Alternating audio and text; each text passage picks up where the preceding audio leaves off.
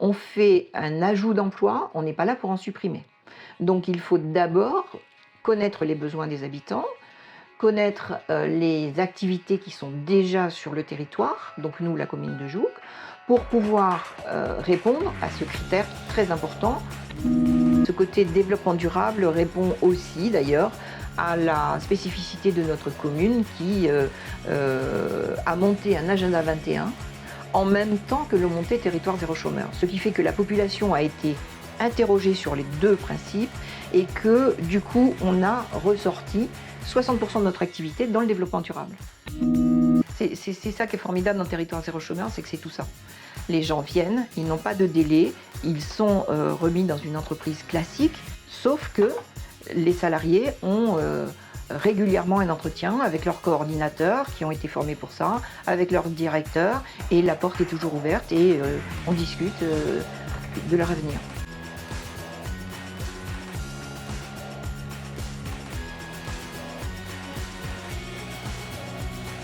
Evelyne Juigné, bonjour. Vous êtes la présidente d'Élan Jouques, une entreprise à but d'emploi, sur la commune de Jouques dans les Bouches-du-Rhône. Entreprise créée en 2016 dans le cadre du dispositif Territoire zéro chômeur. Pour commencer, le Territoire zéro chômeur, c'est un dispositif porté par ATD Carmonde, les régions, Pôle emploi, le ministère du Travail et des acteurs locaux. Il met en place sur certains territoires un droit à l'emploi, c'est-à-dire que les personnes vivant sur ce territoire depuis plus de 6 mois et privées d'emploi depuis plus d'1 an peuvent faire valoir un droit à avoir un travail. Imaginons que ce soit mon cas. J'habite dans la région, je suis au chômage depuis plus d'1 an. Quel serait mon parcours avant d'arriver dans votre entreprise ? Bonjour. Alors, il ne faut pas que vous habitiez dans la région, il faut que vous habitiez le village de Jouques. D'accord. Ça, c'est important. Donc, vous habitez le village de Jouques, vous avez une privation d'emploi depuis plus d'1 an, vous habitez donc Jouques depuis plus de 6 mois. Vous pouvez donc aller rencontrer la structure du comité local, qui est donc se situe en mairie de Jouques, et qui va étudier votre dossier et vous faire des propositions pour un retour à l'emploi. Suivant les possibilités que vous allez avoir ou vos souhaits d'avenir pour l'emploi, on pourra vous diriger vers l'entreprise à but d'emploi Élan Jouques. Cet emploi qu'on me proposera correspond donc à des besoins locaux. Il est géré principalement par des entreprises comme la vôtre, des entreprises à but d'emploi. Est-ce que vous pouvez nous dire qu'est-ce que c'est ? Vous avez exprimé les besoins locaux. C'est donc quelque chose qui montre bien qu'il faut une animation de territoire pour connaître les besoins des habitants et réunir aussi tous les acteurs économiques. Donc, les artisans, principalement à Jouques, parce que l'un des principes de Territoire zéro chômeur, c'est qu'il faut créer des activités non concurrentielles. On fait un ajout d'emploi, on n'est pas là pour en supprimer. Donc il faut d'abord connaître les besoins des habitants, connaître les activités qui sont déjà sur le territoire, donc nous, la commune de Jouques, pour pouvoir répondre à ce critère très important. Après, qu'est-ce que c'est une entreprise à but d'emploi ? On va créer donc une entreprise qui va embaucher les gens qui vont nous être adressés par le comité local, qui sont donc les demandeurs d'emploi avec les critères qu'on a vus tout à l'heure et qui vont être volontaires pour rentrer dans cette entreprise. On va donc avec eux définir les activités que l'on va pouvoir mettre en place, qui vont répondre aux besoins du territoire et qui ne seront pas concurrentiels, et qui vont répondre surtout à la création de ces activités par les salariés. Territoire zéro chômeur, c'est avant tout le travail qui s'adapte aux salariés futurs et non pas le salarié qui va s'adapter au travail. Ceci dit, quand vous avez comme nous 7 ans d'existence, il est évident que l'entreprise a 5 pôles d'activité. Donc on ne peut pas non plus créer complètement au bout de 7 ans la même chose que quand on a ouvert. Donc on sait que vous avez une recyclerie, un service de transport. Le transport par exemple, comment vous jugez ne pas être en concurrence avec les services locaux ? Là, on a vu sur le site internet que c'était 5 € par trajet aller-retour. Oui. C'est un peu plus cher qu'un bus, mais beaucoup moins qu'un taxi. Comment vous étudiez la réponse aux besoins locaux et la non-concurrence ? Alors, la non-concurrence, elle est déterminée au comité local. C'est-à-dire que la commission de nouvelles activités et de la concurrence du comité local va donc interroger tous les acteurs de Jouques, donc Je veux dire, là, ça va être les taxis, autres. Et il y a le taxi, il y a le bus à la demande qui est mis à disposition par la métropole, il y a tout ça. Pourquoi le Jouk-Jouk c'est donc un vélo avant tout, électrique. Donc il est éco-responsable. Ensuite, il a une vocation de rendre service à la population. Donc, il suffit de le commander la veille et on va vous chercher à domicile et on vous ramène à domicile. Le bus, même le bus à la demande, ne va pas forcément aller à la porte des clients. Est-ce que vous pouvez nous dire comment vous fonctionnez dans la gouvernance de votre entreprise? Alors, la gouvernance de l'entreprise est donc, c'est une association de loi 1901. Tous les conseils d'administration des entreprises à but d'emploi sont gérés par des bénévoles. Nous avons donc décidé conjointement que notre directeur ferait monter en compétence des salariés de l'entreprise. Donc il a fallu trouver un gros programme de formation qui a été principalement payé, on va dire, par des fonds de revitalisation. Et nous avons fait un audit aussi de l'entreprise. Et à partir de là, conjointement avec les visions du directeur et avec l'accord du conseil d'administration, on a monté une montée en compétences donc, de 5 coordinateurs de pôle, par exemple Lénora, qui nous accompagne aujourd'hui et qui est notre chargée de communication. Sur le site de Territoire Zéro Chômeur, on parle de gouvernance partagée. Donc là, je vois qu'à l'intérieur de votre entreprise, vous avez aussi une façon de gouverner. Ces personnes qui montent en compétences et qui, du coup, étaient déjà coordinateurs ou peut-être qui le deviennent, comment vous décidez en interne? C'est en fonction des compétences, des volontés? Alors la gouvernance partagée, elle vient du fait que au conseil d'administration, il y a des salariés qui représentent les salariés, ils sont élus. Il y a aussi 2 personnes du comité local qui représentent le comité local. Nous avons aussi un CSE, donc comme toutes les entreprises. Et il y a des réunions collectives selon un rythme, 1 fois par mois. À peu près. Les salariés sont consultés, oui. Et puis, la gouvernance partagée, c'est aussi une grosse réflexion, parce que vous comprenez bien que comme on embauche les gens avec leurs compétences, votre menuisier, s'il part à la retraite, qu'il n'y a pas un autre menuisier, ça va impacter vos activités. Donc, on a mis en place aussi à l'entreprise la FEST. La FEST, c'est un dispositif national d'État qui dit on va prendre un trinôme, et il va y avoir le salarié qui est donc celui qui a les compétences, qui va former un salarié qui est novice, et il va y avoir quelqu'un qui est celui qui fait monter la mayonnaise, quoi. Voilà. Et donc on est la seule EBE aussi qui a eu un référent à FEST parmi nos coordinateurs. Et donc la FEST a été mise en place pour ça, que les compétences ne partent pas en fonction de nos salariés qui s'en vont. Quels sont les rapports de salaire dans votre entreprise? Est-ce que c'est déterminé, discuté? Alors, le rapport de salaire, il est simple, hein, c'est le SMIG, puisque les entreprises à but d'emploi embauchent les salariés polyvalents, c'est-à-dire que si un pôle est en souffrance parce qu'il manque de gens, parce qu'il y a des gens malades, parce qu'il y a un gros chantier, ils sont polyvalents. Donc ça, c'est un gros point de solidarité entre eux et aussi de montée en compétences. Ils sont embauchés au SMIG, ils sont en CDI, puisque le CDI en France est un gros sésame, hein, c'est pas dans tous les pays, mais chez nous c'est un gros sésame, pour avoir un crédit, un loyer, voilà, donc ça a bien été étudié par tous les gens qui depuis 30 ans mettent en place cette expérimentation. Après, la grosse réflexion a été entre nous, à partir du moment où ils passent coordinateur, qu'est-ce qu'on fait ? À partir du moment où on a un chargé de communication, une compétence RH, comptable, comment c'est valorisé? Donc on a débuté en mettant 10% de plus du SMIG, et au dernier conseil d'administration, il a été voté que c'était 17%. Après, notre directeur a forcément un salaire qui est plus important, mais il souhaite que ce soit compatible avec l'économie solidaire et sociale, et donc c'est 2,5 fois le SMIC. Tout à l'heure, vous nous disiez que vous étiez agréé ESU, Oui. Et que cet agrément déterminait un fonctionnement d'entreprise, en tout cas sur les salaires. Oui, alors là on en est bien loin, hein. Si vous êtes dans le dispositif ESU, je crois que le salaire maximal se situe autour de 7 ou 8 000 euros. Hein. D'accord. Donc Et on est largement dans les clous, oui. sur le site d'Élan Jouk, la question écologique est mise en avant. Comment cela se concrétise dans l'entreprise?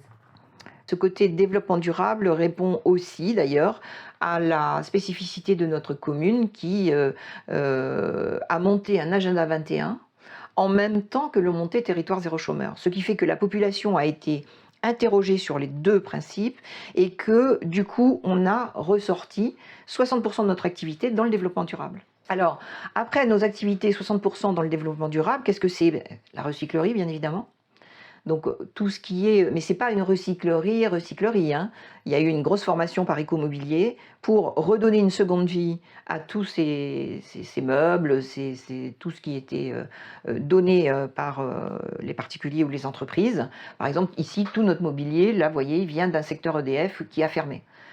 Nous, on essaye de recycler tout et de redonner une seconde vie à tout, y compris quand on peut l'utiliser pour le bâtiment. On n'a pas de véhicules neufs, hein. Nos véhicules sont en général, ils ont une seconde vie chez nous. Après, nous faisons par la métropole une information à la recyclerie de Pérols sur tous les déchets, tout ce qu'on peut faire. Voilà. Nous avons une formation qui est faite à nos salariés sur être guide composteur et maître composteur, qui commence à être valorisé par des entreprises qui sont intéressées par ce poste. Écoutez, nos vélos sont électriques. Nous avons une voiture électrique grâce à la Massif et au Crédit Agricole. Voilà, tout ce que nous pouvons développer dans le domaine développement durable est fait. Le gros volet social, il est où? Il est que nous sommes sur une égalité homme-femme évidente, puisque ici, tout le monde est au même niveau, il n'y a pas d'entrée, je veux dire. Et sur les compétences des salariés qui sont mis en exergue d'entrée et sur lequel les salariés vont faire une proposition sur les activités pour que ce soit eux qui créent, non pas leur entreprise, parce que même si tout ce que vous voyez, les murs ont été faits par les entreprises, mais tout le reste, c'est les salariés qui l'ont construit. Mais je veux dire, voilà, il y a une énorme participation sociale pour nos salariés. Ils ont un accompagnement qui a été décidé par le conseil d'administration au niveau d'avoir une assistante sociale, au niveau d'avoir une psychologue du travail. Et là, nous sommes rentrés dans la communauté CEDRE de la région PACA. Donc CEDRE, c'est sur 3 ans, une réunion par mois minimum avec d'autres entreprises de la région, où là aussi on va communiquer entre nous tout ce qu'on peut nous aider. Est-ce que vous savez ce que deviennent les salariés qui vous ont quitté? Alors ça, c'est un travail normalement du comité local qui suit les entrées et les sorties, mais nous, bien évidemment, chaque fois qu'il y a une sortie, on sait pourquoi les gens s'en vont. Et la plupart du temps, c'est parce qu'ils ont eu assez de compétences et qu'ils sont allés Alors, créer une entreprise à eux, ou qu'ils ont gagné confiance en eux je vous rappelle qu'au tout début, quand ils rentrent dans le dispositif territoire zéro chômeur, ils sont donc reçus par la commission emploi du comité local. Et donc, à partir de là, il y en a, il y avait à peu près 130 demandeurs d'emploi qui voulaient participer. Rien qu'en travaillant avec la population sur comment découvrir les activités, il y en a à peu près une cinquantaine qui ont retrouvé un CDI sans rentrer à l'EBE, simplement comme ça, au tout début du montage du projet. Pourquoi? Tout simplement parce qu'ils se sont retrouvés ensemble, ils se sont levés le matin et ils ont travaillé sur qu'est-ce que c'est que l'agenda 21, ce dont je vous disais en même temps, et aussi sur les activités qui seront non concurrentielles et qui pourront répondre aux besoins de la population. C'est là où c'est très intéressant parce que c'est une expérimentation. C'est-à-dire qu'on s'est dit, ils vont se former, ils vont être entre eux, ils vont monter en compétences et ils vont sortir. C'est ce que normalement fait l'insertion. L'insertion, c'est vous avez 1 an, vous avez 2 ans, mais vous sortez. Nous, à Territoire Zéro Chômeur, il n'y a pas d'obligation de sortie. Mais on se disait, ça va être un petit peu comme ça quand même. Et puis, qu'est-ce qui se passe quand vous êtes à Jouques? Quand vous êtes à Jouques, si vous n'avez pas de permis, vous restez à Jouques. Seulement à Jouques, il n'y a pas d'emploi. Donc, du coup, vous êtes à l'entreprise à but d'emploi. Donc, nous avons trouvé des financements pour leur faire passer des permis. Mais malgré tout, après, vous avez un permis, il vous faut une voiture. Après, il vous faut une voiture. Il vous faut mettre de l'essence, faire garder les enfants, et vous allez travailler où? À Aix. Et vous allez souvent faire quoi? Gagner un SMIG. Et donc quand vous gagnez un SMIG à Aix et que vous enlevez 600 € pour la voiture, les charges ou autres, globalement, vous restez à l'EBE. En plus, vous avez toutes les mamans solo. On a des femmes qui sont parties pour suivre leur époux qui changeait de région. On a donc, comme je vous l'ai dit tout à l'heure, des départs en retraite. Voilà, ça ne peut pas correspondre à tout le monde, mais il y a des gens qui restent. Et donc là, ce n'est pas le même management. Et là, ce n'est pas les mêmes stratégies pour l'entreprise. Parce qu'on sait qu'il y a des gens qui restent. C'est ça qui est formidable dans Territoire Zéro Chômeur, c'est que c'est tout ça. Les gens viennent, ils n'ont pas de délai, ils sont remis dans une entreprise classique. Enfin, je veux dire, c'est une entreprise classique quelque part. Hein. Il y a la médecine du travail, il y a les mêmes obligations qu'une entreprise, sauf que les salariés ont régulièrement un entretien avec leurs coordinateurs qui ont été formés pour ça, avec leur directeur, et la porte est toujours ouverte et on discute de leur avenir. Est-ce que vous pouvez nous dire un mot sur cette troisième loi qui pourrait définir le projet Territoire Zéro Chômeur de manière pérenne? Oui, effectivement, nous sommes en attente depuis la création en 2026. Il y a eu une première loi qui a donc donné lieu à l'expérimentation sur 10 territoires dont nous avons fait partie.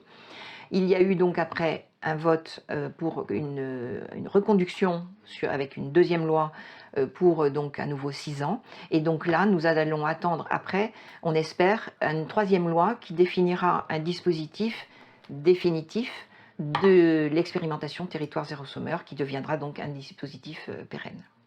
Et dans ce dispositif pérenne, si cette troisième loi avait vocation à passer, les communes qui seraient volontaires pourraient pouvoir bénéficier de ce dispositif du coup.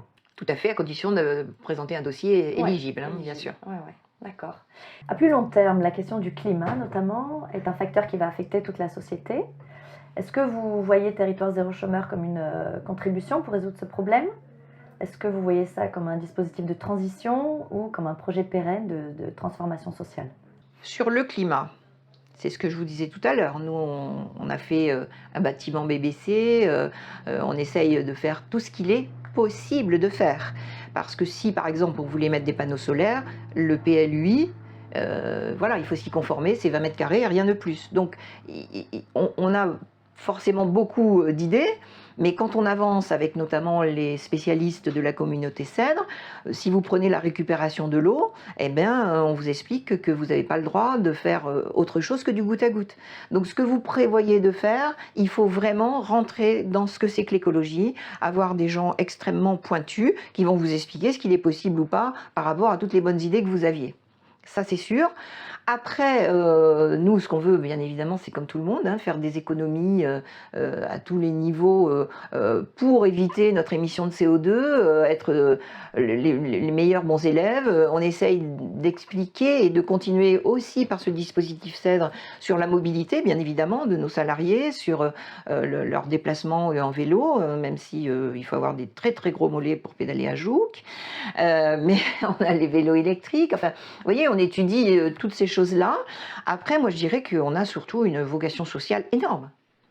Énorme. Après, on est vraiment de bonne volonté sur les 2 premiers points que vous avez évoqués, mais c'est sur le volet social sur lequel je pense que nos salariés se retrouvent dans un univers apaisé pour pouvoir se remettre un petit peu de tous ces événements. Il y a des gens qui font des burn-out, vous avez tout un tas de choses. Il ne faut pas penser qu'on vient demandeur d'emploi de longue durée parce que ça fait plaisir aux gens. Je lisais des études dernièrement.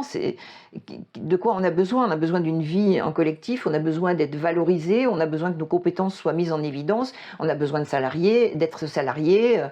Et nous, on est ravis quelque part qu'on ait construit un beau bâtiment dans lequel ils sont contents de venir travailler.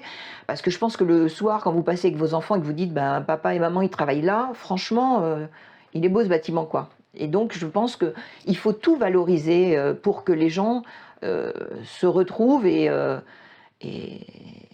soient fiers et reconnus, quoi. Le futur dystopique est déjà là, a déploré le 11 septembre le responsable des droits de l'homme de l'ONU.